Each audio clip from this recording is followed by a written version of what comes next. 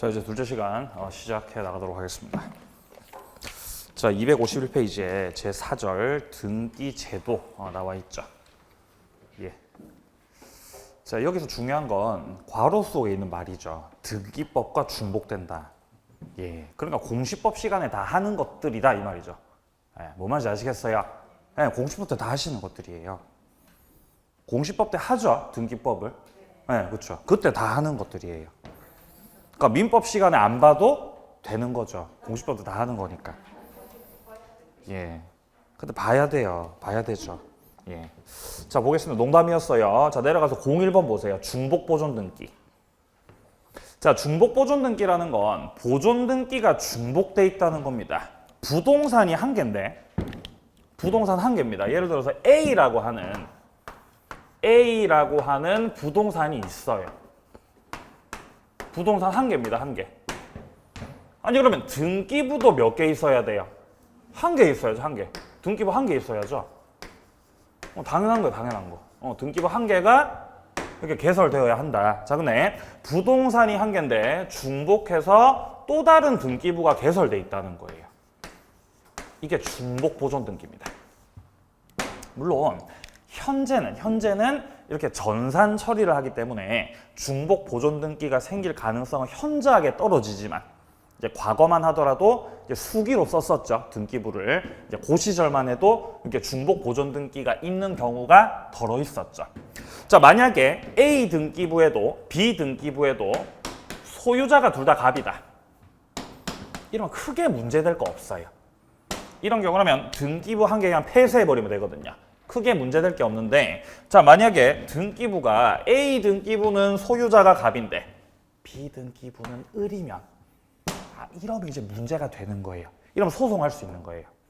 둘이서 싸우는 거죠. 에? 내가 소유자다. 이러면 싸우죠. 판례 입장. 중복 보존 등기가 있을 때는 일단 기본적으로 시간적으로다가 먼저 된 등기, 이걸 선등기라 그래요. 선등기가 유효다라는 입장입니다. 시간적으로 먼저 개설된 게 유효. 그러면 늦은 등기, 얘는 무슨 등기겠어요? 후등기 후. 그죠? 무효. 후등기 무효. 자, 그래서 후등기 무효를 기억합니다.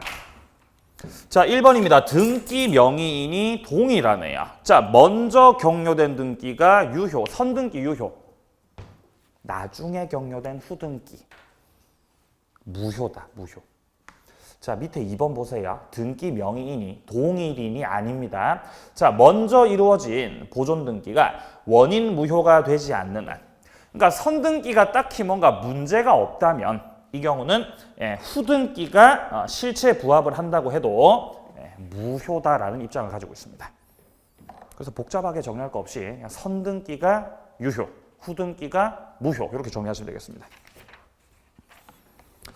자, 뒤로 가세요. 252페이지에 무효등기 유용. 이거 뭐 지금 볼 필요가 없는 내용입니다. 넘어가시고요. 자, 오른쪽 페이지 밑에 253페이지 밑에 쪽에 중간 생략 등기하고 가등기 나와 있습니다. 중간 생략 등기부터 먼저 보죠. 중간 생략 등기란 이런 거잖아요. 자, 갑하고 을 사이에서 예를 들어 매매 계약이 있었고, 그 다음에 을하고 병 사이에서도 매매 계약이 있었다. 당연히 원칙대로면은 갑으로부터 을에게 등기가 격려되고, 그 다음에 요렇게 순차적으로 등기가 돼야 되죠. 근데 중간 생략 등기라고 하면 3자 간의 합의를 통해서 갑에게서 병으로 곧바로 등기 넘기는 거죠. 곧바로. 다이렉트로다가. 이런 등기를 가리켜서 중간을 생략하였다. 중간 생략 등기라고 하는 겁니다.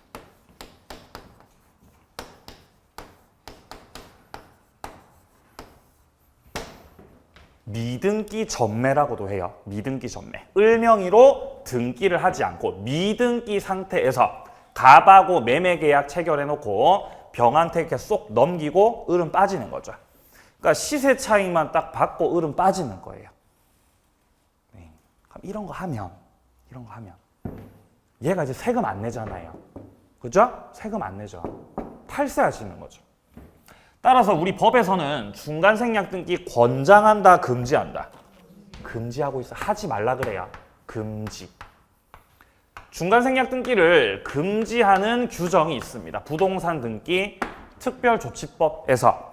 자, 근데 중간생략 등기는 금지지만 이거 하다 걸리면은 처벌은 받겠지만 중간생략 등기는 무슨 규정이라 그랬어요? 금지 규정 이거. 무슨 규정? 단속 규정이에요.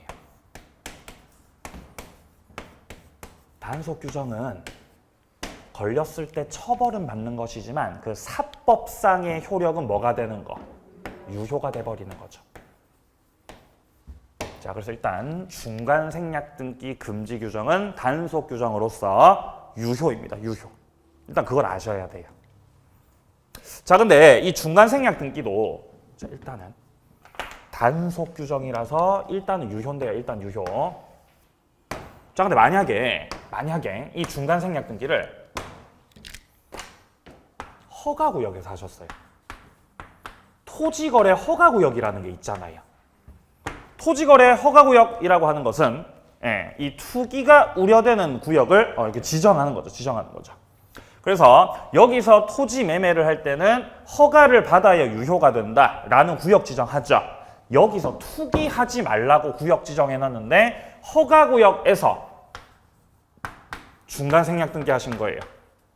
중간생략 등기. 이렇게 하시면은 무효가 돼요. 그래서 허가구역에서의 중간생략 등기는 무효입니다. 무효. 허중무입니다. 허중무. 자, 책 봐요. 253페이지 밑에 쪽 중간생략 등기란 예컨대 갑을 병간에 순차적 부동산 매매가 있습니다. 그러니까 갑하고 을 간의 매매 계약이 있었고 을하고 병간에도 매매 계약이 있습니다. 갑과 을 사이 매매 계약이 있었으나 중간자 을 앞으로 이전 등기하지 않은 상태에서 을이 탈세 목적으로 다시 병과 매매하고 등기는 갑으로부터 병한테 등기하는 거. 중간생략 등기예요. 이런 분들 있죠. 이런 을과 같은 이런 분들 있죠. 이런 분들이 돈 버시는 분들이에요. 돈 버시는 분들. 이런 분들 본 적 있습니까, 여러분들? 저 많이 봤어요. 저 이런 분들 많이 봤어요. 많이 만났어요. 이런 분들 많이 만났어요. 정말 말을 잘하시더라고요. 사람 막 홀리죠. 말 잘해가지고, 그죠? 예. 그러다 이제 걸리시더라고요. 걸리시더라고요. 자, 뒤로 가세요. 자, 254페이지 유효성 확인합니다. 유효성. 자, 중간생략 등기는 조세 면탈, 등기 비용 절감이라는 편리성으로 이용되지만 부동산 등기 특별조치법에서 이걸 금지하고 있다. 하지 말라고. 자, 근데 판례는요. 부동산 등기 특별조치법은 미등기 전매 형사 처벌하도록 하고 있다. 금액이 크면 구속될 수 있어요. 형사 처벌 받습니다. 자, 근데 그것이 당사자 간의 합의와 관련해서 그 사법상의 효력까지 무효로 한다는 취지는 아니라는 거예요. 따라서 유효라고 무효라고. 유효라는 거죠. 자, 근데 오른쪽 페이지의 5번을 확인합니다. 중간생략 등기를 어디서 하시면? 네, 허가구역에서 하시면. 그러면 효력이 뭐가 된다고? 무효가 된다고. 허중무예요. 자, 일단 두 개 말씀드렸고요. 자, 그러면 중간생략 등기 정리하실 때는요. 크게 둘로 나누셔야 돼요. 첫 번째. 자, 첫 번째. 중간생략 등기 정리할 때 첫 번째. 합의가 있는 경우. 중간생략 등기와 관련해서 합의가 있는 경우부터 먼저 보셔야 됩니다. 자, 중간생략 등기 관련해서 합의가 있다라는 것은 최초 매도인 갑, 그리고 중간자 을, 최종 매수인 병, 이렇게 3자 간의 합의가 있다는 거예요. 중간생략해서 등기하기로. 그럼 합의 몇 번 하셔야 돼요? 합의 몇 번 해야 되죠? 한 번, 두 번, 몇 번? 3번이요. 이렇게 3번의 합의가 이루어져야 비로소 3자 간의 합의가 이루어졌습니다. 라고 할 수 있어요. 3자 간 합의.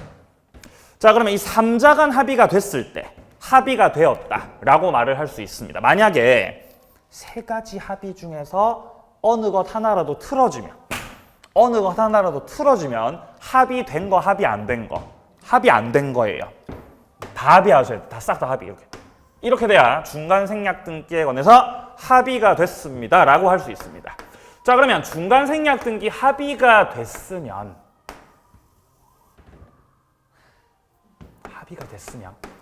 최종 매수인 병이 최초 매도인 요 갑을 상대로 해서 등기 넘기시라고 직접 등기 청구. 직접 갑 상대로 이전 등기를 청구하시는 거. 이거 할 수 있겠어요, 없겠어요? 할 수 있어요. 아니, 왜 청구할 수 있는 거죠? 합의됐으니까. 그죠? 직접 청구할 수 있다. 자, 그럼 이때 갑과 을 간에는 매매 계약이 있었기 때문에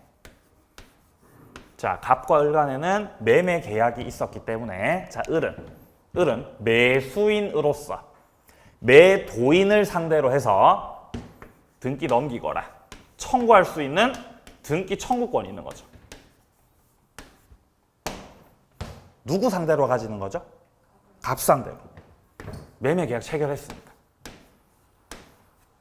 자, 그리고 갑 같은 경우는 을 상대로 해서 야, 돈 달라고 대금 청구할 수 있죠, 갑은요. 갑과 을이 가지는 대금 청구권이나 등기 청구권은 갑과 을의 매매를 원인으로 가지는 겁니다.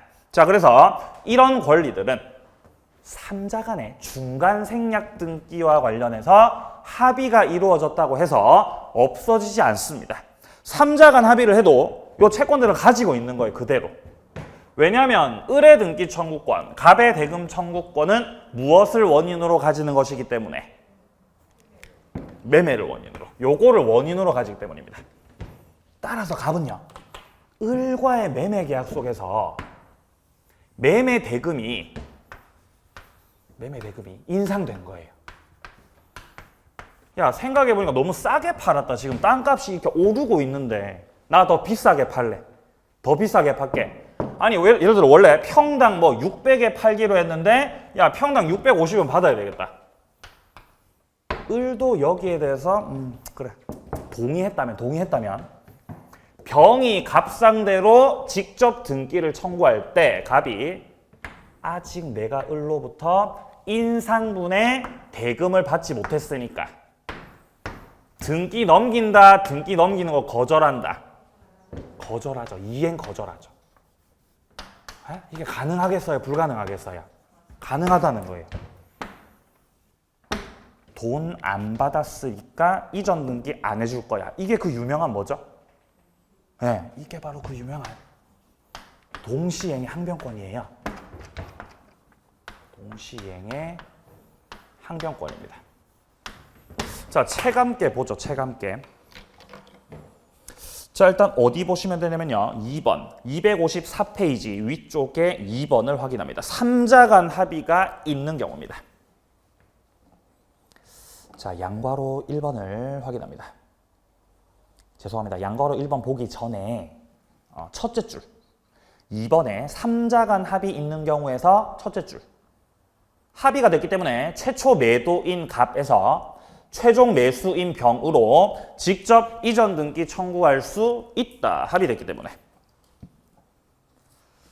자, 양괄호 1번을 확인합니다. 중간 생략 등기 합의가 있었다고 해서 매매 계약 당사자가 최초 매도인과 최종 매수인으로 되는 건 아니기 때문에 중간 매수인, 그러니까 을이 최초 매도인 갑에 대해서 가지는 등기 청구권이 소멸하는 것은 아니라는 것입니다.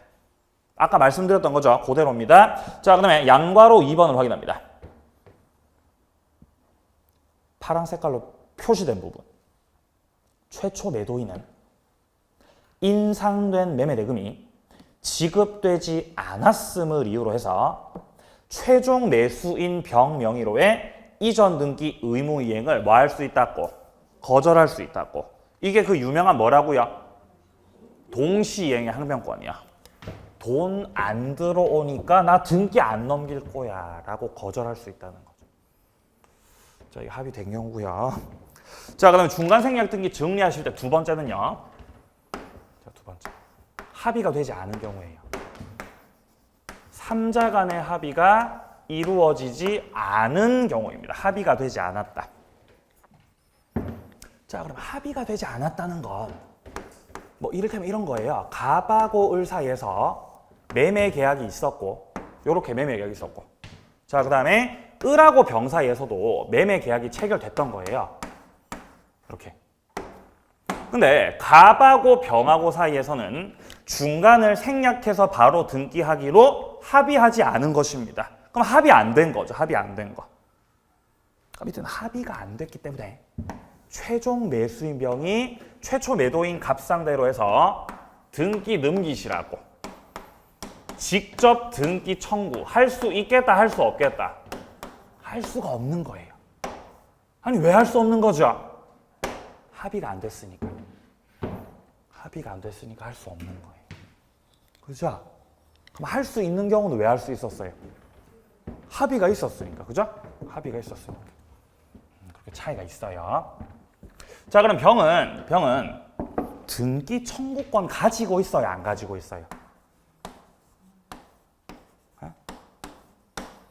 자, 을하고 병하고는 매매 계약을 체결했어요. 갖고 있다, 안 갖고 있다? 갖고 있죠. 누구 상대로? 을 상대로. 그러니까 이걸 갑한테 직접 행사할 수는 없는 거예요. 합의가 안 됐으니까. 자, 그러면 을은 등기 청구권 가지고 있습니까? 안 가지고 있습니까? 갖고 있는 거예요. 을은 갑하고 사이에서 매매 계약이 있었습니다. 갖고 있겠죠? 누구 상대로? 갑 상대로.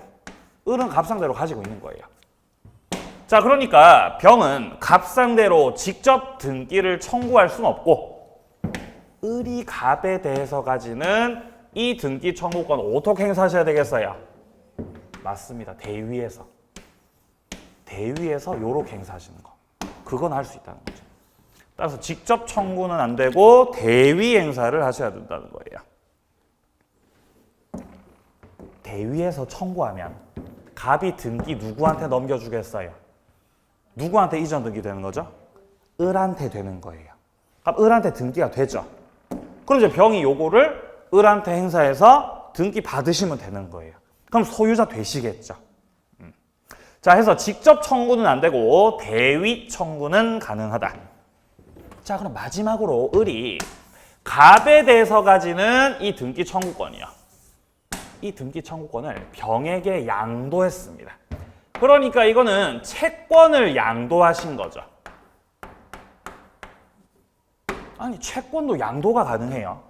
그러면 을이 갑에 대해 가지는 이 등기 청구권이 병한테 넘어간 겁니다. 이때 그럼 병은 을로부터 갑에 대해서 행사할 수 있는 이 등기 청구권을 넘겨받아 가지고 갑 상대로 직접 이거를 행사할 수 있겠냐, 이런 것도 물어보거든요. 자, 근데 이때 갑이 채권 양도에 대해서 전혀 동의하고 있지 않다면, 갑이 동의하고 있지 않다는 건 합의가 되지 않은 거지 않습니까? 따라서 채권이 양도됐다고 해도 병이 갑 상대로 직접 청구할 수는 없습니다. 갑이 동의하지 않고 있는 이상. 자, 문장 확인해보죠. 자, 3번 보세요. 3번. 3자 간 합의가 없는 경우입니다. 최초 매도인이 갑이 중간 생략 등기에 관해서 동의하지 않고 있을 때, 이때는 특별한 사정 없는 한 최종 매수인 누구 말하는 거예요? 최종 매수인 누구 말하는 거죠? 병 말하는 거죠, 병. 네? 병은 최초 매도인 갑에게서 직접 자신에게로 등기 청구는 할 수 없다는 것입니다. 직접 청구 안 되고, 최초 매도인에게서 중간자로, 그리고 중간자에서 최종 매수인 순으로 이전해야 된다. 순차로 넘기시라는 거죠. 갔다가 가야 된다. 이 말 하고 있는 거예요. 직접은 안 되고. 양괄호 2번 보세요. 3자 간 합의가 없는데 이미 등기가 격려됐다는 겁니다. 갑, 을, 병, 삼자 간의 중간 생략 등기에 관해서 합의가 없음에도 불구하고 아니 갑이요. 갑이 무슨 이유에선지 병에게 등기를 곧바로 넘겨줬다는 거예요. 합의가 됐는데요? 합의가 안 됐는데요? 합의가 안 됐는데 이때 이 등기 유효예요. 왜 유효죠? 실체 부합이에요. 실체적 권리관계에 부합한다. 을을 거쳐 병한테 가든 갑에게서 병으로 곧바로 가든 결과는 병한테 가는 결과 똑같습니다. 그렇기 때문에 저 효력을 무효로 할 필요는 없다. 이게 판례 입장입니다. 실체 부합이라는 건 결국 뭐로 가도 서울만 가면 된다는 거죠. 그러니까 절차가 중요하다, 결과가 중요하다. 결과가 중요하죠. 따라서 유효예요, 유효. 자, 4번도 확인하세요. 둘째 줄, 비록 최종 양수인이 병이 중간자 을로부터 소유권 이전 등기 청구권을 양도받았다 하더라도 등기 청구권 받으셨네요. 자, 최초 양도인 갑이 그 양도에 대해서 동의하지 않고 있거든요. 갑이 동의 안 합니다. 이런 경우라면은 최종 양수인 병은 최초 양도인 갑에 대해서 채권 양도를 원인으로 해서 이전 등기 직접 청구할 수 없다는 것입니다. 동의하고 있지 않다면. 자, 여기까지 해서 중간 생략 등기 마무리하고요. 이제 오른쪽 페이지 심화학습 보시면 이제 가등기가 나오죠. 가등기 보겠습니다. 자, 가등기라고 하는 건 이 가짜가 한자로는 거짓 가짜를 쓰지만 임시라는 뜻을 가지고 있다 그랬습니다. 앞서 이전 시간에 말씀드린 것처럼 매매 계약을 체결했지만 을이 이전 등기 받을 수가 없는 상황이기 때문에 일단은 가등기를 해놓는 거예요. 자, 근데 이렇게 가등기만 격려되어 있는 상태에서는 어떤 실체법상의 효력은 없습니다. 가등기만으로는요. 본등기를 해야 실체법상 효력이 있는 거예요. 그리고 가등기만으로는 갑상대로 이전 등기를 청구할 어떤 추정력도 인정되지 않습니다.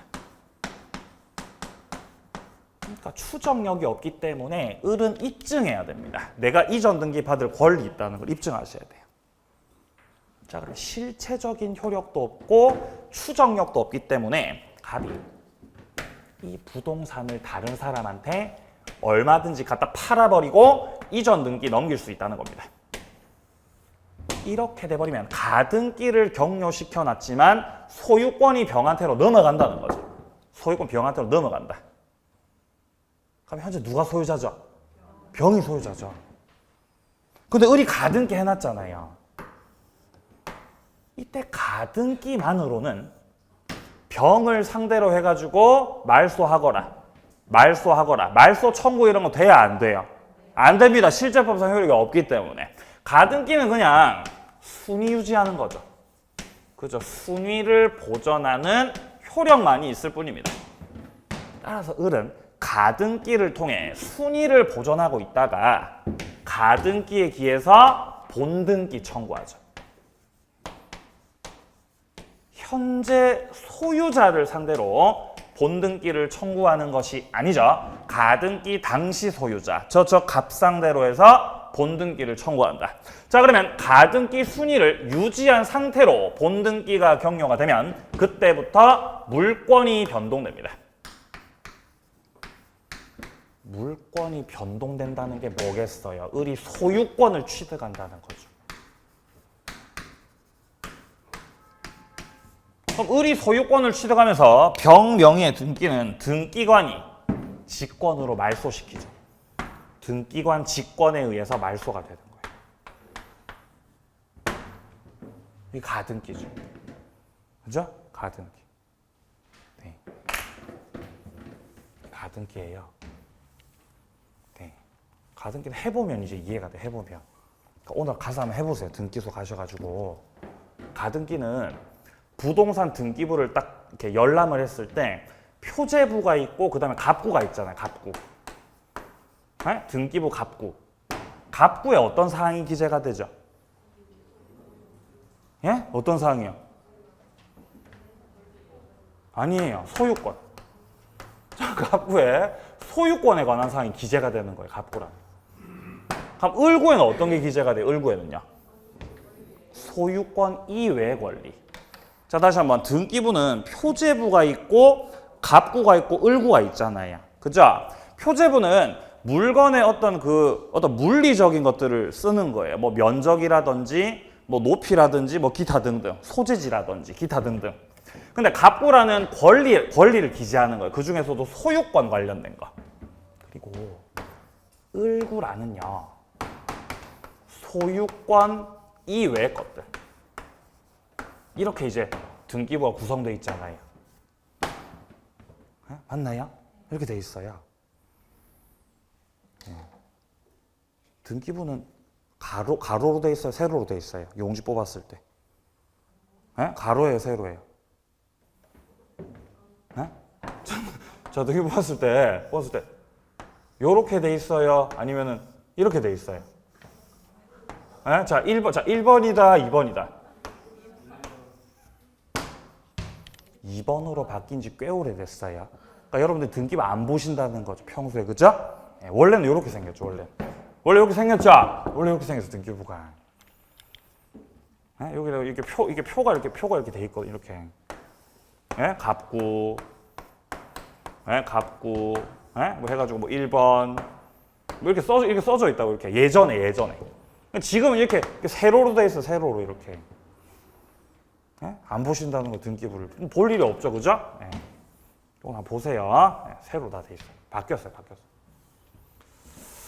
자, 그래서 이 갑구란의 소유권에 관한 사항들이 기재가 됩니다. 그러니까 여기에 1번에 보면은 1번 최초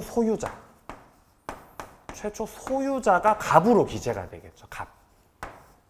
그죠? 최초 소유자 갑이에요.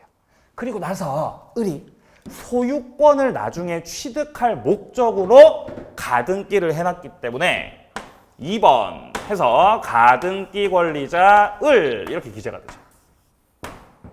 그리고 나서 갑이 누구한테 팔았어요?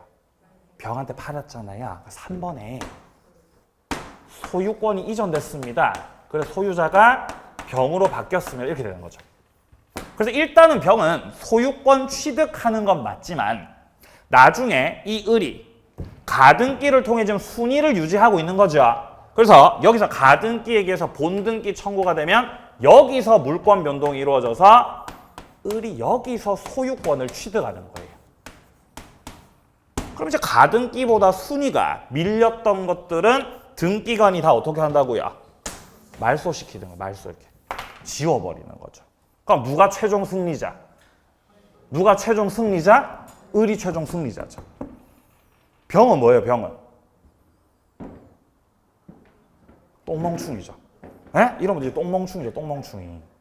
가등기 경유되는 거 사면 돼야 안 돼요? 안 돼요. 가등기 되면 절대 사면 안 돼요. 망합니다. 예. 쫓겨납니다. 자, 양말 이번에 필요성 보세요, 필요성. 자, 가등기는요, 채권적 청구권을 보존하기 위해서 허용되는 겁니다. 물권적 청구권 보존하기 위한 게 아닙니다. 물권적 청구권 보존 목적이라면 가등기를 할 필요가 없어요. 그냥 바로 본등기 하시면 되지.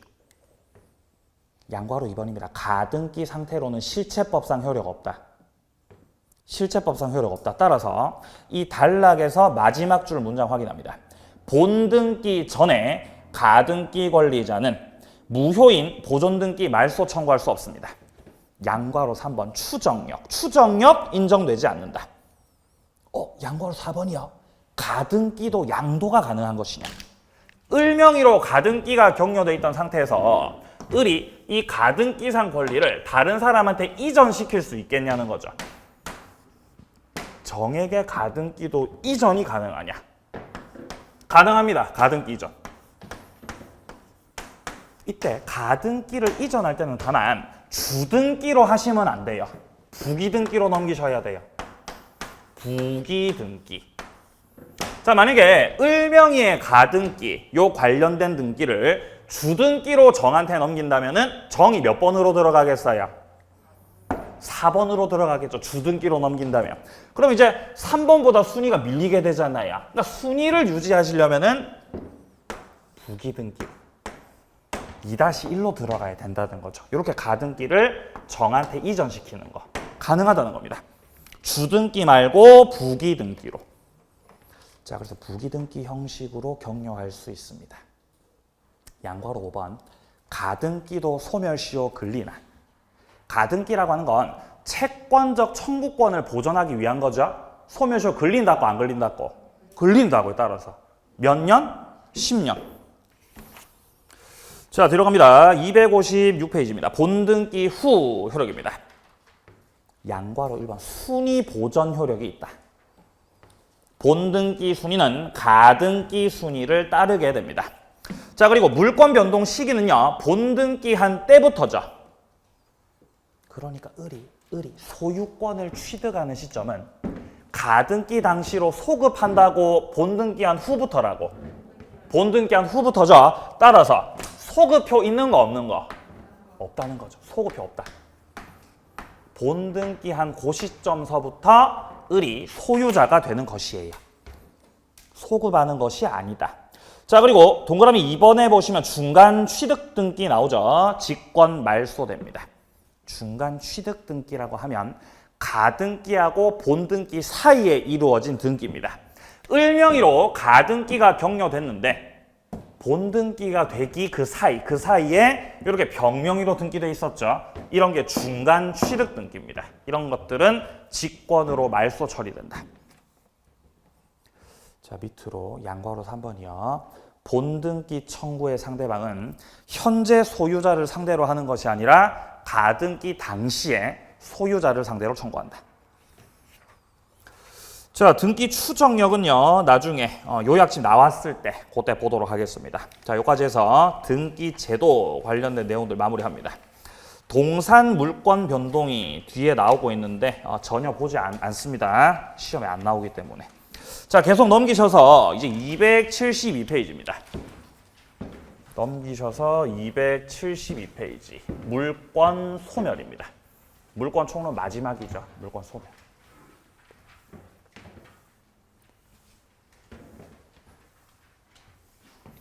자, 물권이 결국 소멸하죠. 소멸. 그 소멸 사유가 여러 가지가 있어요. 소멸 사유가. 자, 가장 대표적인 물권 소멸 사유는 목적물이 멸실됐을 때, 목적물이 지구상에서 사라졌을 때, 그 물권은 소멸합니다. 물권 소멸. 아니면 물권을 포기할 수 있죠. 포기. 나 포기할게. 포기할게. 아니면 혼동에 의해서 2개 이상의 권리가 한 사람한테 귀속돼 버렸을 때, 소멸시효. 소멸시효? 아니, 물권은 소멸시효 안 걸리지 않습니까? 소멸시효에 걸리는 물권들이 있었죠. 뭐 있었어요? 용익 물권이요. 용익 물권은 몇 년에 소멸시효 걸린다고? 20년이요. 20년의 소멸시효에 걸립니다. 용익 물권이요. 아니면 뭐 공용 징수가 됐다, 수용이 됐다. 이를 통해서도 물권이 소멸할 수 있겠습니다. 자, 이렇게 여러 가지 물권 소멸 사유들이 있는데 이것들 중에서 한 가지만 법률행위예요. 뭐만 법률행위예요? 얘만 법률행위예요. 나머지는 다 뭐예요? 법률 규정들이에요.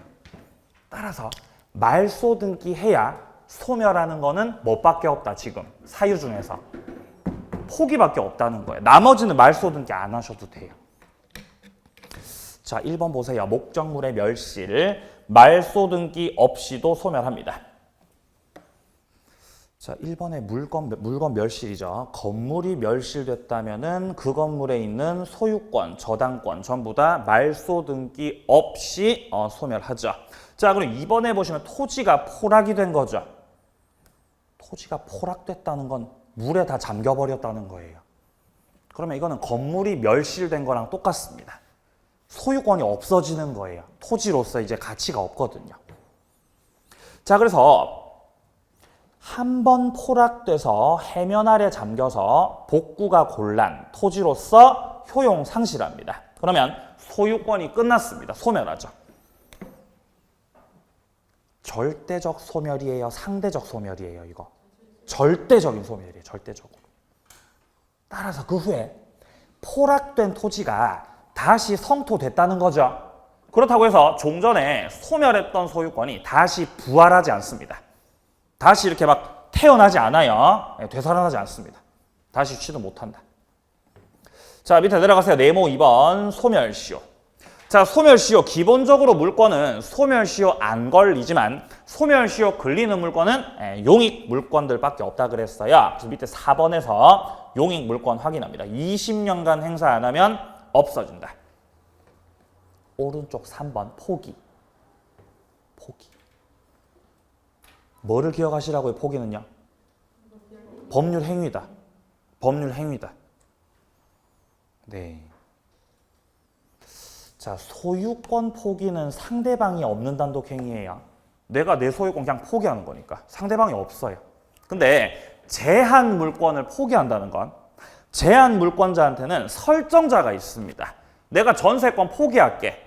그러면 전세권자 옆에는 전세권 설정자가 있죠. 내가 저당권 포기할게.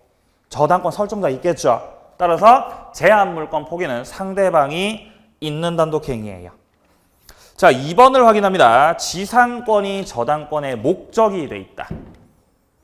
지상권이 저당권의 목적이 되어 있다는 건 예를 들어 갑이 토지 소유자고 갑 소유 토지에 대해서 을이 지상권자예요. 자, 그런데 이 지상권을 목적으로 해서 저당권자가 들어왔다는 거예요. 이렇게 지상권 목적의 저당권이 들어왔다는 것은 저당권자가 현재 지상권이라는 권리를 저당 잡고 있다는 거죠. 자, 그럼 이때 병은 지상권을 저당 잡고 있는 거기 때문에 을구란 1번에 지상권자 등기가 돼 있다면 얘는 어떻게 들어가 있는 거예요? 1-1로 들어가 있는 거죠. 요렇게. 그래서 주등기, 지상권이 소멸하면 그에 딸려 있었던 부기등기, 저당권도 소멸하는 거죠. 따라서 이때 지상권자가 나 포기할게. 나 포기할게. 포기해서 지상권이 소멸하면 저당권도 어떻게 되니까? 제멋대로 포기하면 돼요, 안 돼요? 안 된다는 거예요. 너 포기하고 싶으면 저당권자한테 뭐 받고 포기해라? 동의 받고 포기하셔야 돼요. 만약에 저당권자가 없으면 그냥 포기하시면 되죠. 그냥 포기하시면. 그죠? 근데 지금은 그를 목적으로 하는 저당권이 들어와 있기 때문에 동의 받고 포기하시라는 거예요. 동의 받고. 그러니까 여러분들도 포기하시려면 뭐 하셔야 돼요? 여러분들 공부 포기하시려면 동의 받고 포기하시라면 동의를 받고 포기하세요. 딸려 있는 게 있으니까. 그죠? 자, 내려갑니다. 4번이요. 혼동. 자, 혼동은 단독 문제로 출제가 되는 파트입니다. 자, 혼동 같은 경우는 두 개의 지위가 한 사람한테 귀속되는 거죠. 예를 들어서 을이 전세권자인데 을이 목적물에 지금 전세권을 취득해서 사용 수익을 하고 있는데 이때 전세권자 을이 갑하고 사이에서 물건이 마음에 들어서 매매 계약을 체결하는 거죠. 그래서 소유권을 취득을 한 거죠. 그죠? 예. 세입자가 이제 물건 산 거죠, 세입자가. 예, 요런 상태죠, 요런 상태. 자, 그러면 내가 전세에 들어가 살고 있었는데 그 물건이 내게 됐다는 거는 결국 혼동이죠. 내가 내 물건을 내가 전세 들어가 살 수는 없는 거잖아요. 그죠? 소유권과 제한 물권 간의 혼동입니다. 자, 이렇게 됐다면 결국 이 제한 물권, 전세권은 소멸하는 거죠. 말소 등기 해야 말소 등기 안 해도 말소 등기 안에도 소멸하는 것입니다. 마찬가지 맥락에서 갑소유 목적물에 대해서 을이 만약에 저당권자예요.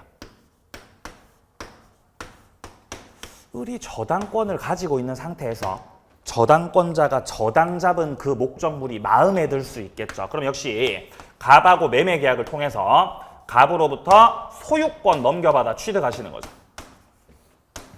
그럼 역시 혼동이에요, 혼동. 내가 내 물건을 내가 저당 잡는 거잖아요. 말이 안 된다는 거죠. 따라서 이때도 제한 물건에 해당되는 저당권은 소멸한다. 이게 혼동의 원칙이죠, 원칙. 자, 그래서 191조를 보면 191조 1항에 보시면은 소유권과 제한 물권 혼동입니다.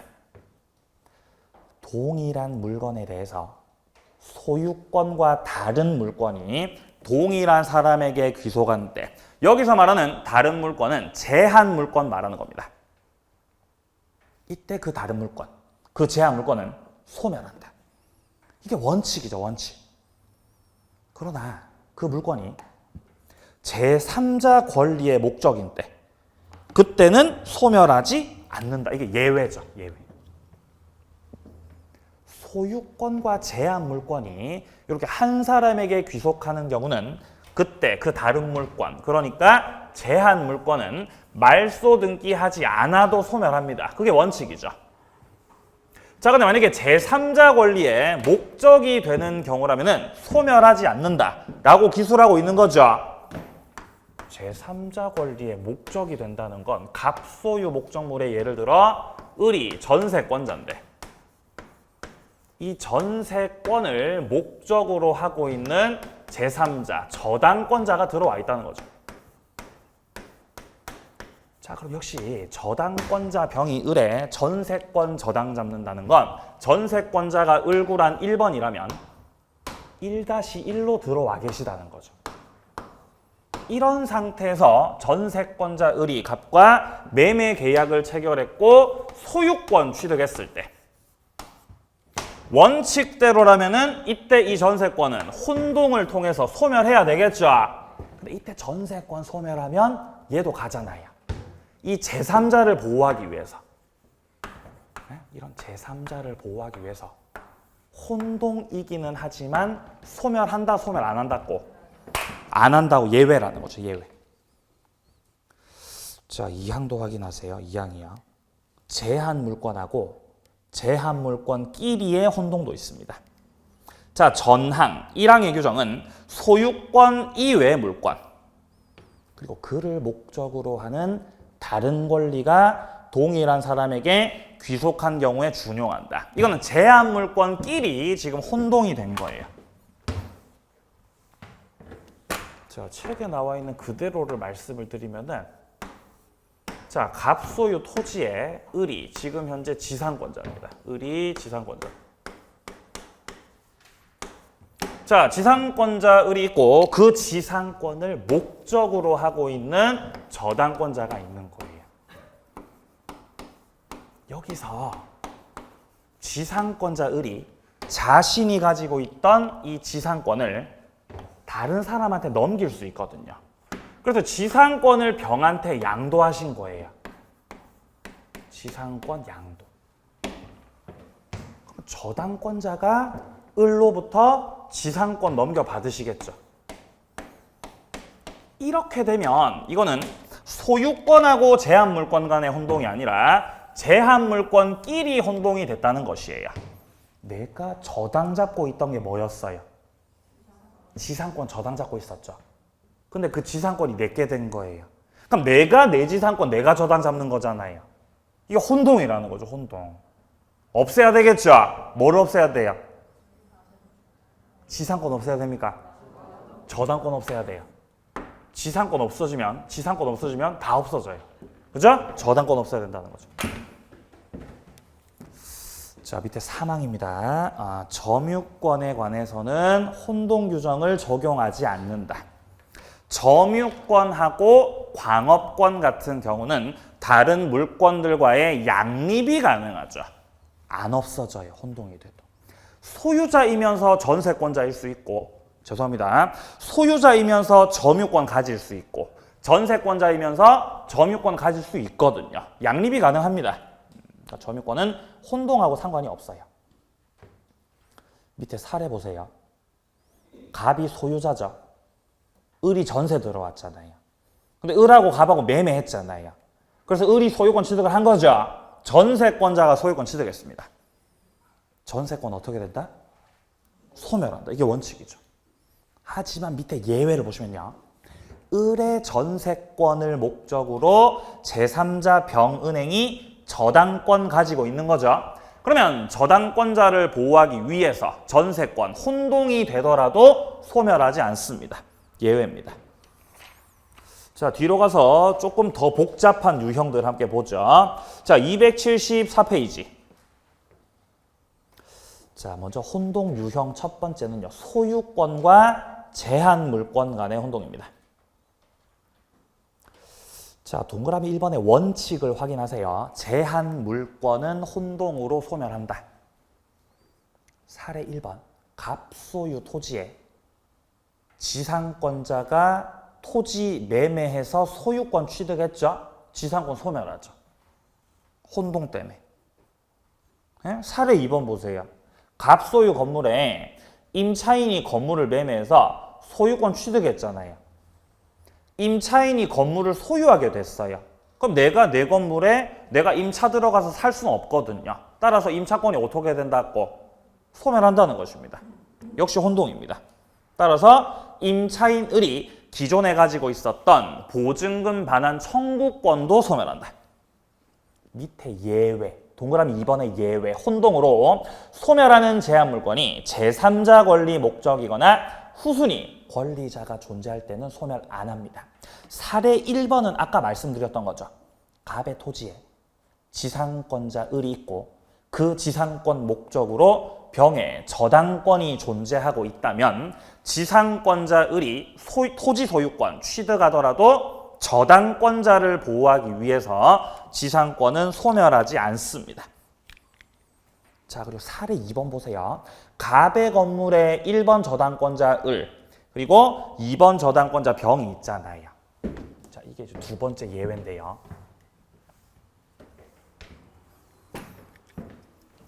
갑소유 목적물에 일단 1순위 저당권자 을이 있고 을이 1순위 저당권자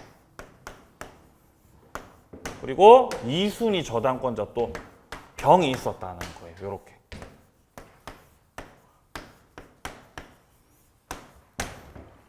여기서 1순위 저당권자 을이 갑과의 사이에서 매매 계약을 체결하여 갑으로부터 소유권 취득을 하셨을 때 당연히 원칙적인 맥락에서는 이 을의 저당권이 어떻게 돼야 돼요?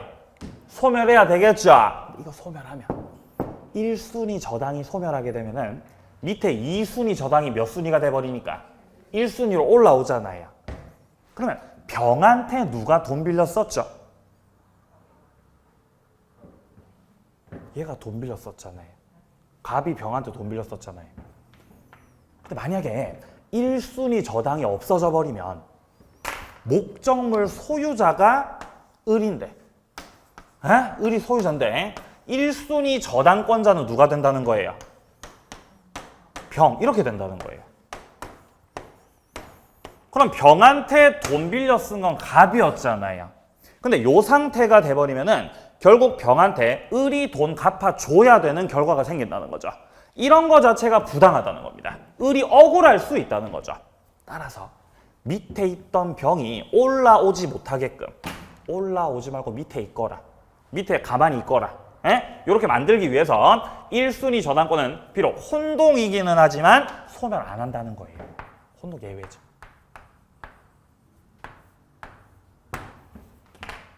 주의할 것은 병이 만약에 갑하고 사이에서 매매 계약을 체결해서 소유권 취득을 했다면 이 경우는 밑에 올라올 애가 있어요, 없어요? 아무도 안 계시죠? 밑에 아무도 없으면 이때는 원칙대로 그대로 저당권은 소멸하게 됩니다.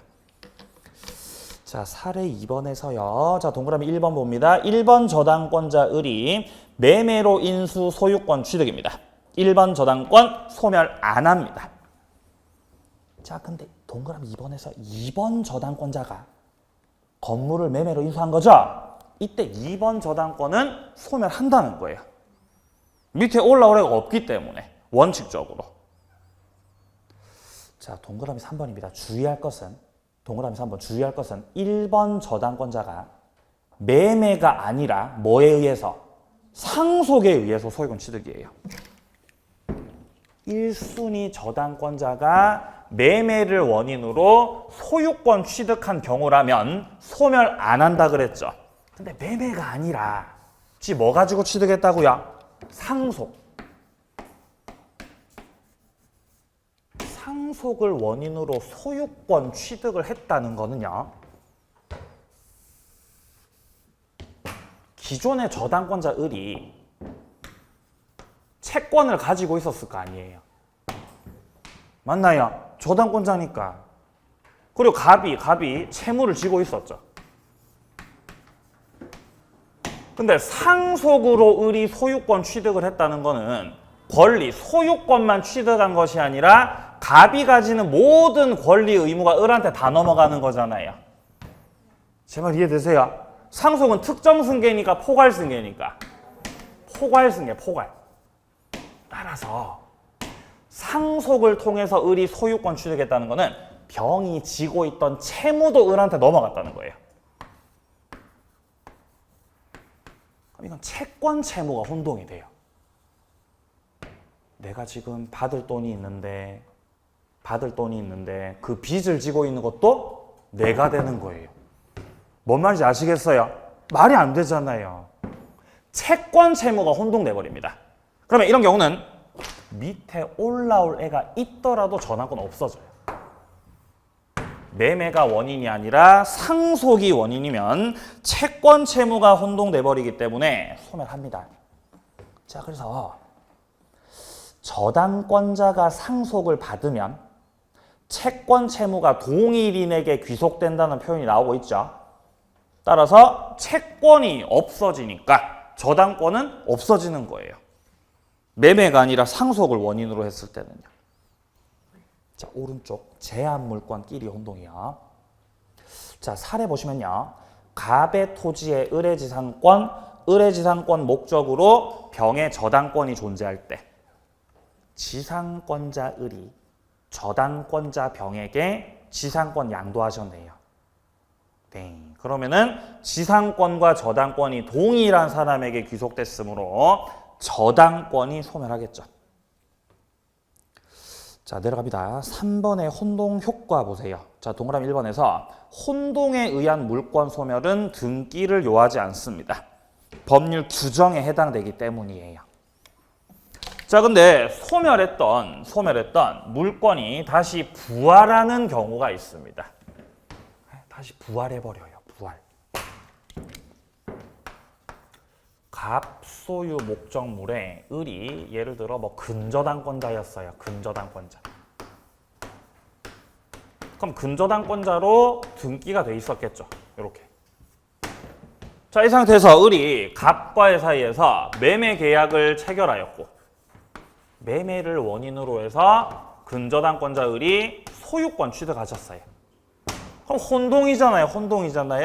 그럼 근저당권이 어떻게 된다는 거예요? 말소 등기 안 해도 소멸이죠. 근데 그러고 나서 체결했던 매매가 취소나 해제 등으로 인해서 무효가 돼버린 거예요. 그러니까 매매가 취소 해제로 무효가 되면 을이 취득했던 이 소유권이 어떻게 되겠어요?